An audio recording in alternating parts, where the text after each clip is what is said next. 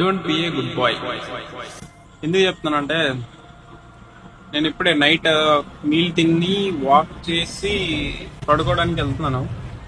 So వెళ్తుంటే ఒక line గుర్తొచ్చింది ఏంటంటే don't be a good bye.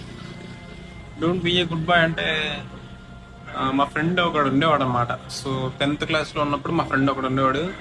అయితే ఏం చేసేవాళ్ళు అంటే వాడు చాలా మంచివాడు అనమాట. ఎవరు ఏమడిగినా కాదండు, నేను ఇది చేయలేనురా అంటే డైరెక్ట్ చెప్పాలంటే నో చెప్పడం అడిగి రాదు. సో అలా ఉన్నప్పుడు మా ఫ్రెండ్స్ చాలా మంది వాడిని అవసరానికి వాడుకునే వాళ్ళు అనమాట. అరే అది ఆ పని చేసి పెట్టరా, ఈ పని చేసి పెట్టరా, అరే అది తీసుకురారా, ఇది తీసుకురారా అనేసేవాళ్ళు. సో అలాగా వాడు ప్రతి పని చేసేవాడు, దేనికి నో చెప్పేవాడు కాదు. అలాగా 10th లాస్ట్ వరకు వచ్చింది అనమాట.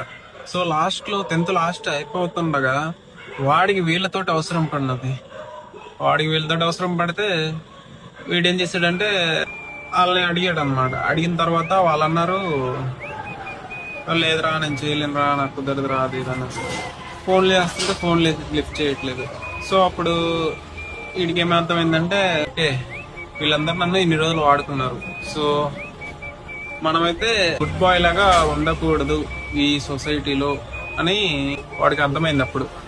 సో అయితే పాయింట్ ఏంటంటే ఈ సొసైటీలో ఒక గుడ్ బాయ్ లాగా ఉండడం, నో చెప్పకుండా ఉండడం అది మనకి మంచిది కాదు.